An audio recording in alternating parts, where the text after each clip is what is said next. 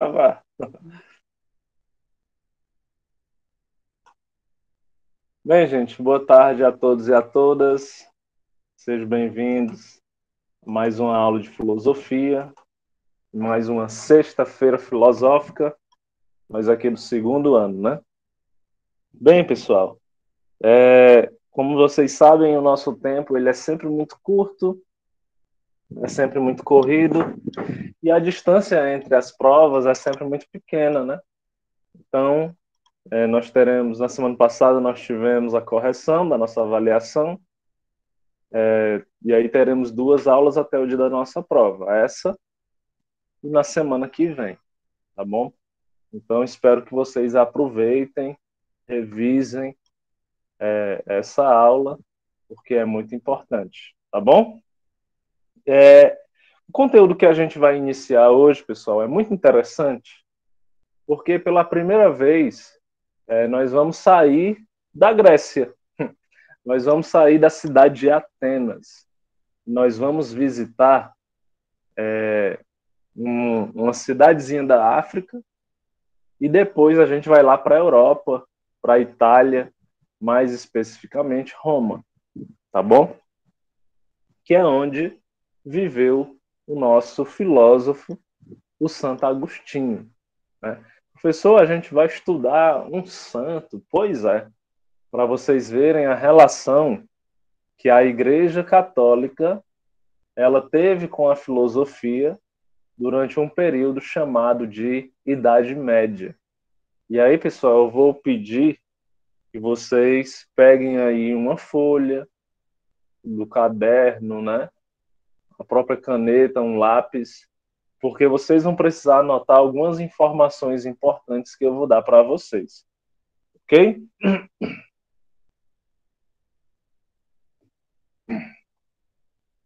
Então, o Santo Agostinho, pessoal, ele foi esse filósofo que viveu aí mais ou menos no ano 300 depois de Cristo e que se tornou padre da Igreja Católica, né? E depois vai sim, viu, Vivi? Vai sim.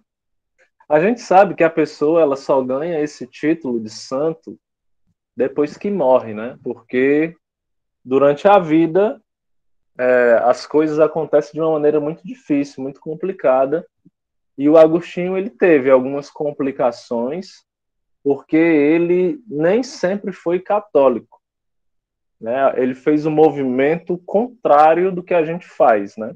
A gente, a maioria de nós, nasce numa família católica, a grande maioria, é batizado, né? E aí, com o tempo, você decide se você continua católico, se você vai para outra religião. Mas o Santo Agostinho, ele fez o caminho inverso. Ele não nasceu católico, passou por diversas religiões durante a vida dele, e só na vida adulta foi que ele se converteu ao catolicismo e se aprofundou bastante, né? Se tornou padre, bispo, e etc. Foi alguém muito grande na igreja. Agora, a gente sabe também, pessoal, que nem sempre a Igreja Católica existiu. A gente sabe disso, né? Apesar de que hoje a Igreja Católica é uma das maiores instituições religiosas do mundo, no Brasil tem igreja em toda cidade, né? Você anda na cidade, às vezes não tem delegacia, não tem farmácia, mas tem uma igreja, tem uma capelazinha, né? Mas a Igreja Católica nem sempre existiu, pessoal. Nem sempre. Ela foi criada, né? Foi criada por algumas pessoas com uma intenção. Muitas pessoas dizem que foi o próprio Jesus que criou a igreja, que fez a igreja.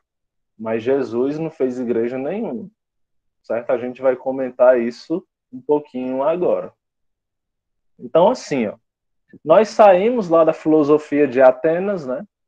Saímos da filosofia da Grécia. O último filósofo que nós estudamos foi o Diógenes de Sinope, que morava dentro de um barril.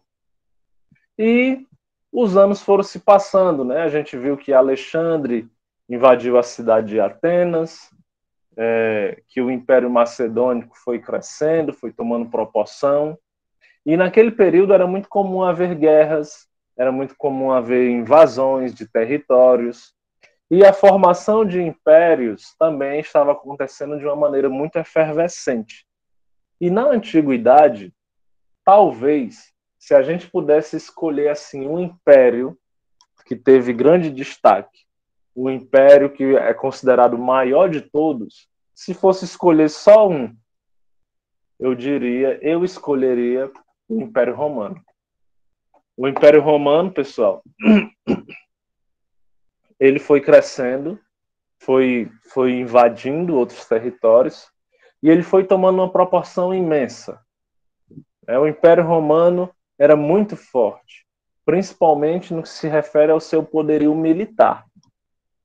Então, o Império Romano foi, de certa forma, tomando muitos povos, escravizando muitos povos. A gente sabe que os povos que perdiam, eles eram escravizados, né? Então, os romanos tinham muitos escravos, eles tinham uma miscigenação ali muito grande de povos dominados. Só que o que aconteceu, pessoal? Um desses povos que foi dominados pelos romanos foi o povo judeu, certo? O povo judeu. O povo judeu tem um histórico aí de se meter nessas guerras e ser dominado por outros povos, né? O povo judeu que já há muito tempo tinha entrado em conflitos. Se vocês lerem o Velho Testamento da Bíblia, vocês vão perceber. E o que acontecia? Há muito tempo, já há muito tempo, o povo judeu era escravizado pelos romanos. Já há muito tempo. E lá no Velho Testamento, existem algumas passagens que esse Velho Testamento a gente pode chamar também de Torá, né? Porque a Bíblia ela não foi escrita de uma vez só. A Bíblia não possui um único autor, né? A palavra Bíblia significa biblioteca, a junção de vários livros. Então, o que acontecia, pessoal? O povo judeu, lá no Torá, ou no Velho Testamento, né, da Bíblia, que hoje a gente chama de Bíblia, lá tem muitas passagens onde os profetas, eles dizem que vai aparecer um Salvador, um Messias, alguém que vai libertar o povo judeu da escravidão. Presta atenção. Lá no Torá, no Velho Testamento, afirmava que dentro do povo judeu iria aparecer um Salvador para livrar o povo da escravidão. E aí, o que é que as pessoas começaram a imaginar nesse período?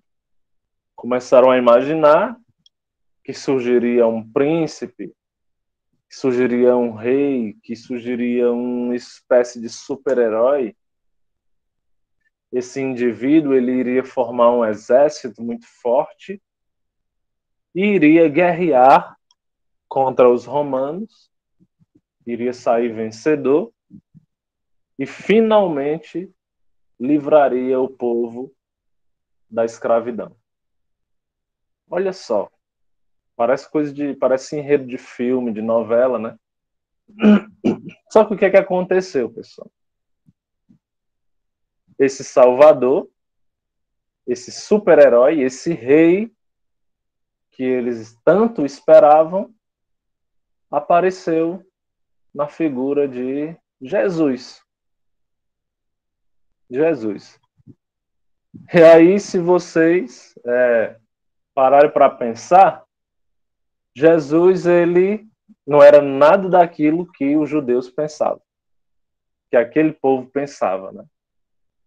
Porque primeiro, Jesus ele era filho de uma virgem pobre com um carpinteiro, que era José, né? A virgem era Maria.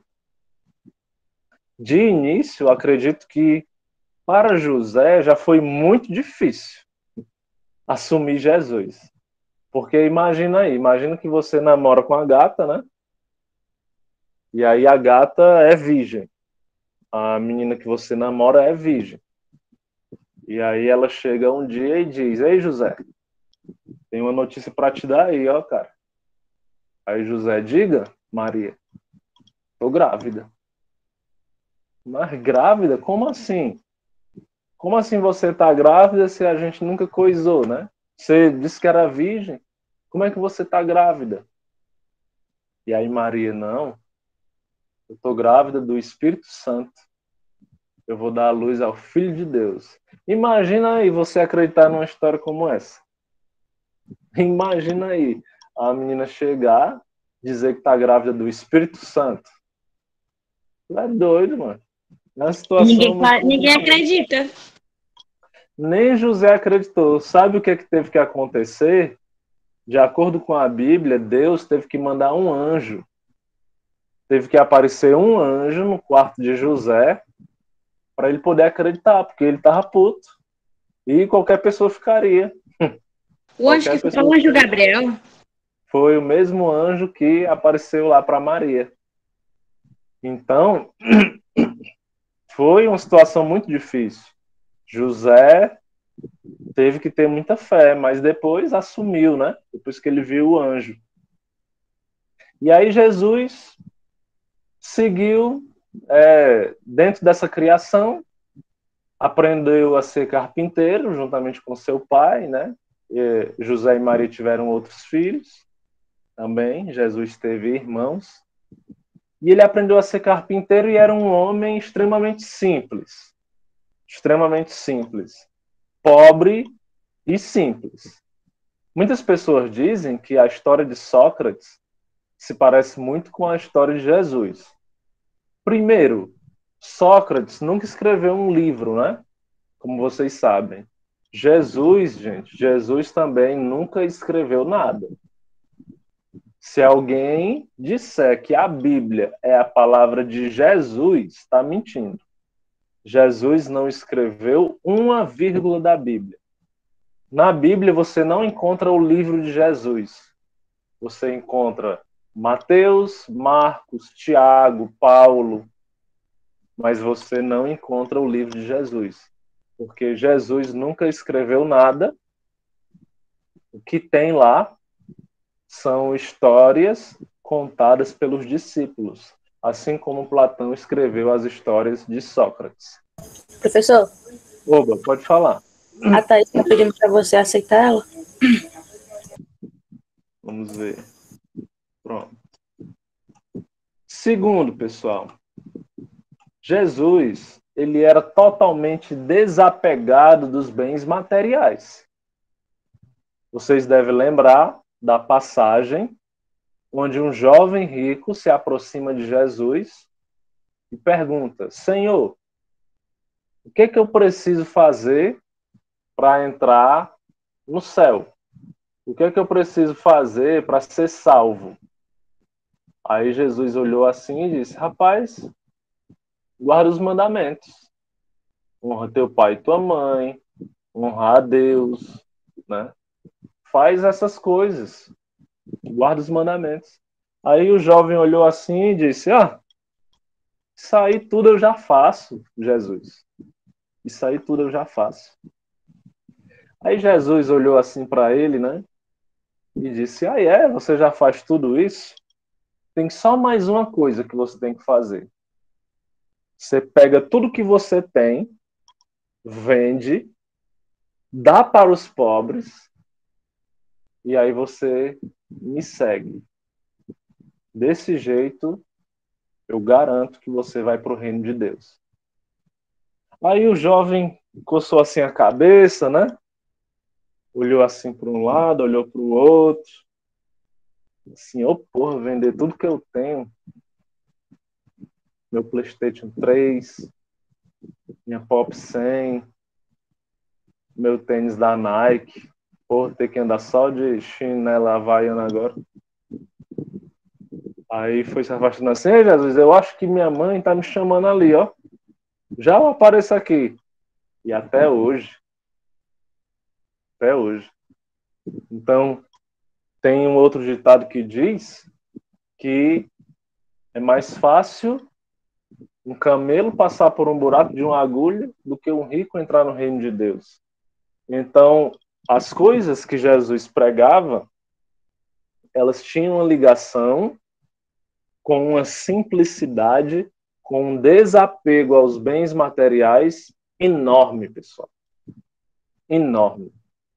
Eu não compreendo, e aí vai uma crítica agora, eu não compreendo como é que essas igrejas, e não só a católica, mas também muitas igrejas evangélicas, em sua grande maioria, as igrejas evangélicas, eu não sei como é que elas prometem tanta coisa. Eu não sei como é que elas utilizam tanto o apelo do dinheiro. Porque, justamente, Cristo, ele não estava nem aí para dinheiro. Ele falou, é mais fácil um camelo passar por um buraco de agulha do que o rico entrar no reino de Deus. E o que a gente mais vê por aí são, né, pastores, principalmente, mas também tem padres no meio, explorando a fé das pessoas. Já vi vender vassoura ungida por R$ 100, óleozinho de água, da água do Rio Jordão, que aquilo ali não é água da praia. R$ 100, R$ 500. Uma toalhinha velha que o pastor passa assim na testa e benze. Aí cobra também. Exatamente. Muitos padres só rezam a missa se for pago, só para ler o nome da pessoa que já morreu, inclusive. É muito difícil, é muito complicado. A gente vê na Igreja Universal a galera que vende a televisão, vende o carro, vende a casa para dar para a igreja, porque lá eles têm a promessa de que se a pessoa, quanto mais a pessoa der, mais a pessoa vai receber. Tem até uma Doido quem famosa, faz isso. só que às vezes a pessoa ela tá precisando tanto, ela tá tão fragilizada, né? Digamos, uma mãe que está com um filho muito doente, ela está fragilizada. Então, no primeiro momento, logo a pessoa chega lá no culto e tem todas aquelas músicas bem melosas, né? Ah, Jesus vai te salvar e não sei o quê. Aí a pessoa já fica meio emocionada. Aí chega o pastor e diz: olha, eu tenho certeza que o seu filho vai se curar, mas você tem que ter fé, você tem que se sacrificar, não sei o quê. Aí a pessoa já vai botando o cordão de ouro, a aliança, bota o dinheiro todinho que tem no bolso, chega em casa, vende o computador. É só vocês pesquisarem aí a entrevista daquela famosa lá, Andressa Urach, eu acho. Ela está processando a igreja porque, de acordo com ela, eles fizeram pressão psicológica para que ela pudesse doar as coisas, entendeu? Então eles vão justamente na ferida para influenciar a pessoa. Só que quem conhece a história de Cristo, basicamente, sabe que Cristo era extremamente simples. Ele abominava os bens materiais.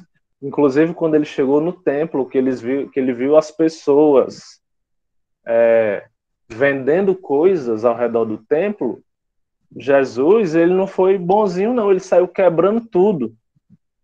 Quebrando tudo. Dizendo que a casa do Senhor não era lugar de comércio. Quebrou tudo.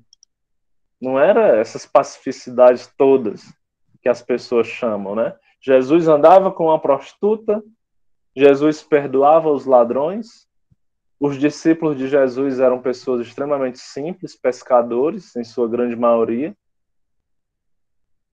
E Jesus, na verdade, ensinou basicamente duas coisas. Ele deixou 2 mandamentos: amar a Deus e amar ao próximo. costume da época, gente, era apedrejar as prostitutas. E o que é que Jesus fez com Maria Madalena? Por acaso ele apedrejou ela? Não. Ele se meteu na frente e aí começou a escrever no chão pecados que aqueles homens tinham, né? Mentira, adultério. Porque assim, se o homem traísse naquela época, tudo normal. Mas se a mulher traísse, era considerada prostituta. E se ela fosse a amante, pior ainda. Então, na verdade, Maria Madalena não era uma prostituta. Maria Madalena era a amante de um homem casado, né? Então, o que acontece, gente? Jesus se meteu na frente, começou a escrever os nomes de alguns pecados no chão, na areia, com o dedo, né? E aí falou aquela famosa frase: quem aqui não tem pecados? Exatamente, Giovanni. Que atire a primeira pedra.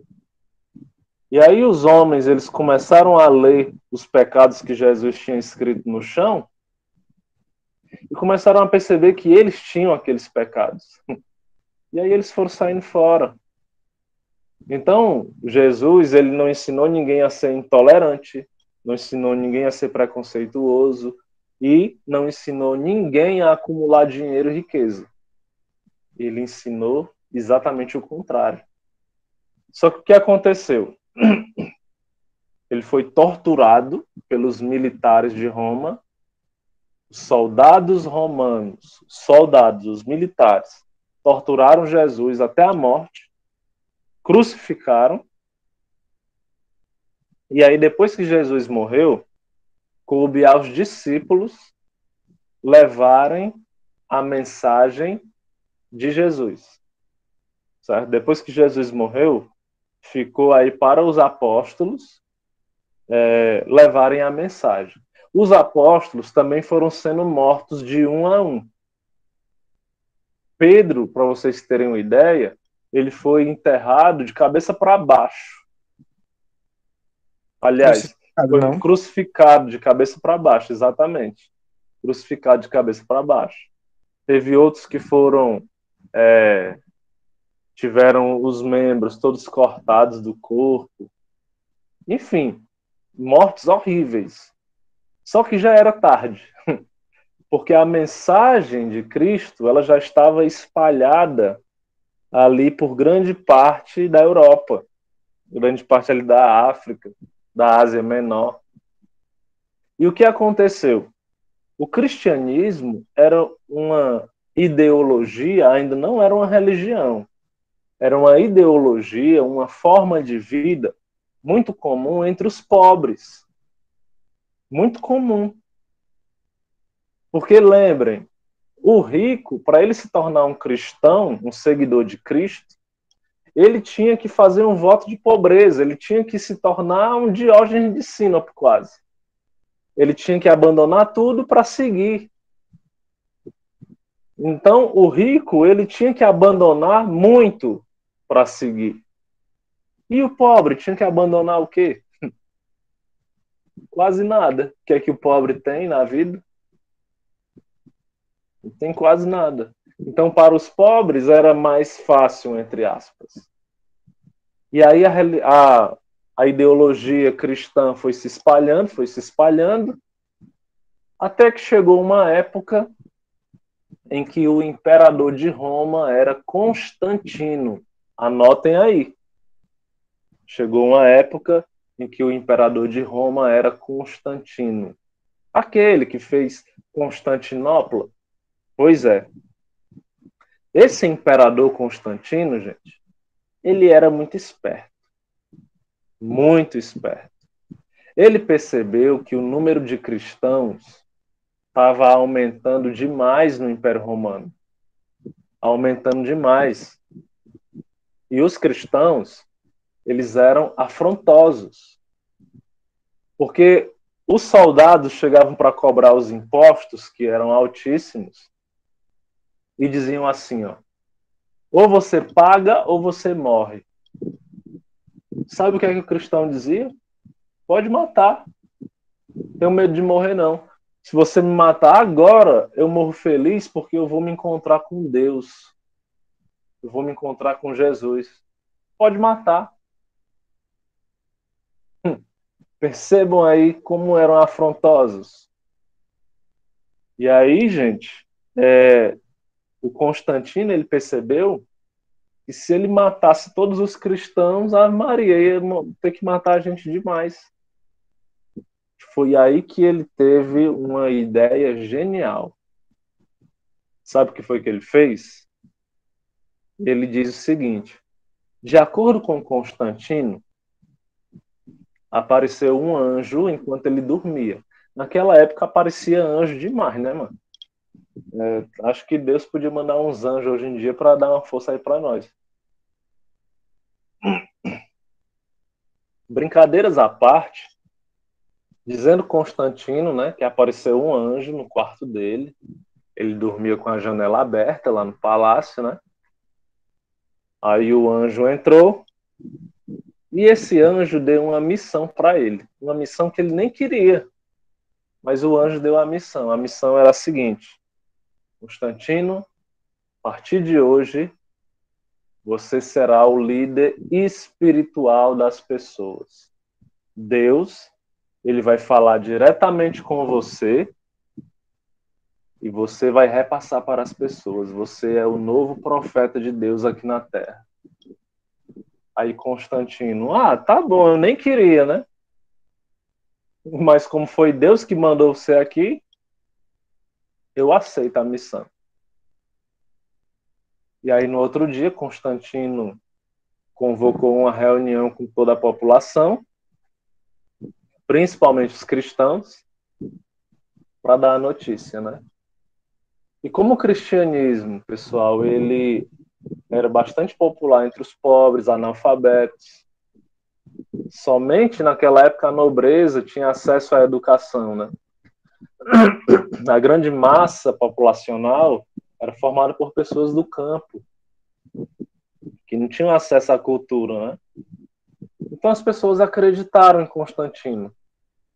Acreditaram que Deus falava com ele e que ele era o novo representante de Deus aqui na Terra. Para vocês verem, o imperador, o líder político, era também agora o líder religioso. Ou seja, tudo que o Constantino mandava fazer, na verdade, não era ele que estava mandando fazer. Era Deus. Entendeu? Só que as pessoas, elas não tinham o acesso a Deus da forma como Constantino tinha. Constantino conversava com Deus. As pessoas oravam, né? E na oração, Deus não lhe responde como eu estou falando com você agora aqui. Deus responde de outras formas. Então, o que é que começou a acontecer? Os cristãos começaram a obedecer Constantino, como se estivessem obedecendo a Deus. E aí, o que é que vocês acham que aconteceu?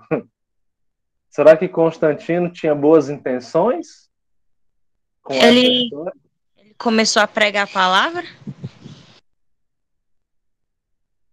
Ele começou, Evelyn, a cobrar os impostos em nome de Deus.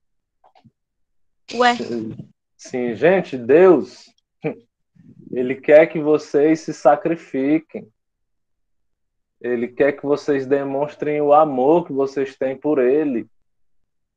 Doem um carneiro, vendam e doem o dinheiro. Constantino, pessoal, ele organizou a Bíblia, certo? Ele fez uma reunião chamada de concílio, onde professor, Constantino... pode falar. é daí que veio o falso profeta? Também. Mas Constantino fez uma reunião e foi ele, juntamente com a sua equipe, que escolheram quais livros estariam na Bíblia. Foi Constantino que escolheu. E sabe o que foi que ele fez mais? Ele pegou essa ideologia, que era o cristianismo, e transformou em uma instituição, em uma religião oficial. Porque eu não sei se vocês lembram, Cristo, ele pregava em qualquer lugar. Embaixo das árvores, na casa das pessoas. Não tinha um lugar específico para você se encontrar com Cristo, se encontrar com Deus. Era em qualquer lugar. Mas Constantino, ele criou a igreja. O que é a igreja? É um lugar reservado para você se encontrar com Deus. Você pode conversar com Deus na sua casa? Pode. Mas na igreja ele vai estar lá. Entendeu? Ele vai estar lá. Então, se você quer realmente se encontrar com ele, você tem que ir lá. Então, foi Constantino que organizou a Igreja Católica. Foi Constantino que transformou o cristianismo, que era uma ideia que era seguida pelos pobres, em religião. Foi ele que escolheu os livros da Bíblia, foi ele que organizou tudo isso. Posso dizer também que foi a partir dele que o cristianismo começou a se afastar da sua ideia original. Engraçado, não é, gente? O próprio início representa o começo do fim. O começo do fim. De Constantino para frente, a gente vai ter o início de um negócio chamado Idade Média. A Idade Média, pessoal, ela vai começar, anote aí, ela vai começar aproximadamente no século III depois de Cristo e vai durar até aproximadamente o século XV depois de Cristo. Então começa ali mais ou menos no ano de 200, 230 e vai até 1500, 1600. Muito tempo. Idade Média, período medieval, vocês podem chamar de diversas formas. Algumas pessoas, inclusive, chamam de Idade das Trevas. Por que ganha esse nome, esse período de mais de 1000 anos? Porque durante esse período de mais de 1000 anos, a partir de Constantino, a partir dessa ideia de Constantino, durante esses mais de 1000 anos, sabe quem é que governou o mundo? A igreja. A Igreja Católica. A Igreja Católica. A partir de Constantino, ali no ano 200 e uns quebrados, até 1500, chegando em 1600, a Igreja controlou tudo. E quando eu falo tudo, gente, eu estou falando de tudo. Controlou a cultura, controlou a educação, controlou a economia, controlou a política, controlava a vida das pessoas. Tudo, tudo, tudo, tudo. Mas o início não foi com Cristo. Cristo pregou coisas maravilhosas. O problema é que a mensagem de Cristo virou um negócio, virou uma instituição, virou uma religião. Virou uma religião. A religião em si deveria ser uma coisa boa. A palavra religião vem do latim, né? Religare. Significa religar o homem a Deus. Só que não é isso que acontece, infelizmente. Todos os dias a gente liga a televisão e vê escândalos de padres que roubam, que são pedófilos. Todos os dias a gente liga a televisão e vê escândalos de igrejas que não pagam imposto, que lavam dinheiro do tráfico. A gente vê pastor indo preso, A gente vê políticos. Nós temos uma bancada evangélica que defende arma, que defende uma série de atrocidades, que são contra a liberdade, que querem aplicar na sociedade civil as mesmas regras da religião, como se a gente vivesse num estado teocrático. Agora, durante a Idade Média, existiu um estado teocrático. Começou lá com Constantino, onde o líder religioso era também o líder político, onde as mesmas regras da religião eram as regras da sociedade civil, onde se cobrava imposto em nome de Deus, onde se vendia terreno no céu, que eram as indulgências. Compre o seu lote no céu. More bem, condomínio fechado. Complicado, né, gente? E aí vai aparecer, no meio disso tudo, Santo Agostinho. Santo Agostinho, que vai ter uma missão importantíssima. Importantíssima. No início da igreja. Santo Agostinho, ele vai ter a missão de converter intelectuais. A igreja, ela, depois que ela se firmou, ela continuou sendo muito famosa, muito popular entre os pobres, entre os analfabetos. Mas a igreja, ela queria se expandir no início, né? E a Santo Agostinho, depois da conversão dele, a ele coube uma missão: converter os intelectuais. A igreja precisava de intelectuais, pessoas inteligentes, pessoas letradas. Porque a maioria das pessoas, elas nem tinham acesso à Bíblia e mesmo que tivessem, elas não sabiam ler. Elas só acreditavam naquilo que os padres diziam.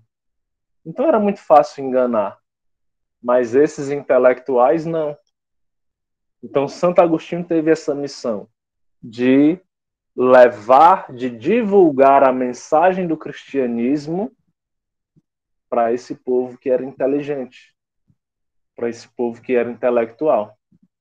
Só que o Santo Agostinho teve uma dificuldade enorme, né? E aí na próxima aula, gente, a gente vai conhecer um pouco da biografia do Santo Agostinho, né? O Santo Agostinho, ele nasceu na África. Filósofo africano, pessoal. Ele nasceu na Argélia, né, que naquela época tinha ali uma cidadezinha chamada Tagaste, que ficava no território da Argélia, certo? Então a gente vai estudar pela primeira vez um filósofo que não era grego, tá bom? Mas aí a gente continua na próxima aula. Alguma pergunta, gente? Dúvida, comentário? Espero que eu não tenha ofendido ninguém. Espero que eu não tenha ofendido ninguém aí com a minha fala. Mas certas coisas a gente tem que dizer, né, gente?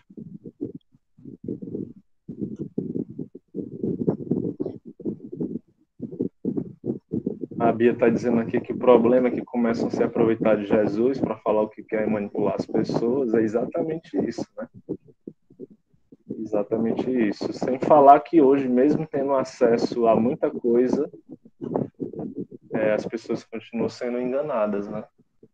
Alguém pode botar o link da frequência aí? Eu tirei print, viu? Não se preocupem não. Beleza, gente? Então a gente encerra por aqui a nossa aula de hoje. Fiz mais esse contexto histórico aí para vocês saberem onde a gente está, a história. Copiem um slide no caderno e na próxima aula a gente vai falar mais um pouco sobre Santo Agostinho. Tá bom? Tchau, Cheiro pessoal. aí para todo mundo. Bom fim de semana. Não vai beber muito não, negado.